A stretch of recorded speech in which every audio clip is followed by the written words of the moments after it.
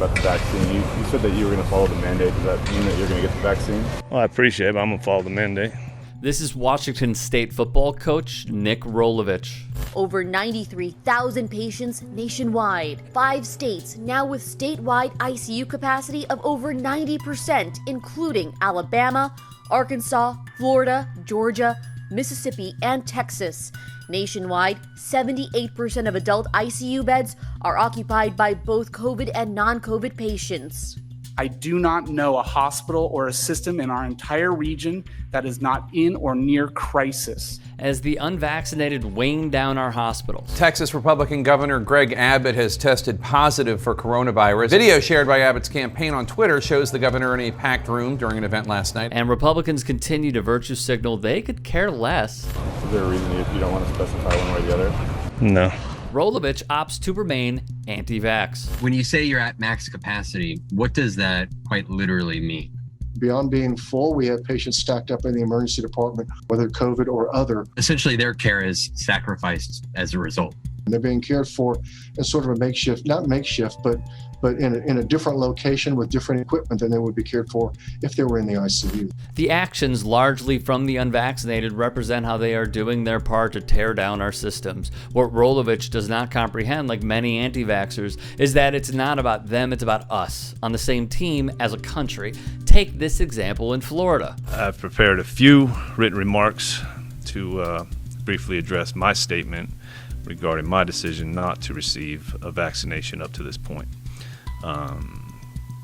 The reasons for my individual choice, will remain private. Here's another coming by way of Portland, Oregon. Hospitals are having to turn away patients sick with other diseases because those that chose arrogance in not getting a free and safe vaccine have filled up hospitals. I support all the work being done by the state of Washington. Do you though, Coach? Because let's be real, if you supported all the work being done by the state medically, you wouldn't help push it to the brink. Hospitals already struggling to maintain staff are being forced to make hard decisions about how to keep beds free. Washington State Hospital Association CEO Cassie Sauer said, "You're the state's highest paid employee. Just what kind of message do you think you're sending by not saying what you'll do in terms of the mandate?" I'm going to follow the mandate. Let's talk about that mandate, shall we? Recall Jay Inslee, the governor of Washington, who said the insurrectionist ex-president Donald Trump needed to show more leadership like touchdown Tom friggin' Brady, not a backup in 45's words. This is going to go away without a vaccine. It's going to go away, and we're not going to see it again, hopefully, after a period of time. Inslee may have thrown a wrench in Rolovich's plans to continue the spread of COVID-19. Inslee ordered all public, private, and charter school employees to get jabbed. The governor has said there are limited exceptions under law which employees may apply for, including legitimate medical reasons and sincerely held religious beliefs. Individuals who refuse to get vaccinated will be subject to dismissal. To be crystal clear, Inslee's office says the mandate will apply to Nickrolovich. So yeah, this is getting interesting to say the least. Thing is, Rolovich's actions speak volumes. John Wilner of the San Jose Mercury News reports that Washington State's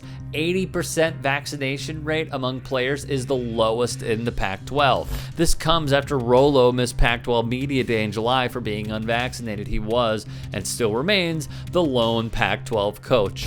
Firstly, Rolovich is putting his team at a competitive disadvantage. Just like the NFL squads, if you refuse the jab, you run the risk of forfeiting games. Second, this entire time Rolovich has brought negative media attention to the program. One outlet even called for his firing. Defector added, beyond his stubbornness over the vaccine, Rolovich hasn't proven that he knows how to manage players. Last August, wide receiver Cassidy Woods opted out of the season due to health and safety concerns, but he then accused Rolovich and WSU of cutting him from the roster. Jim Moore of 247 Sports wrote, "I can't believe he's chosen this issue as a hill he's willing to die on, and in this case, it could literally happen with COVID-19.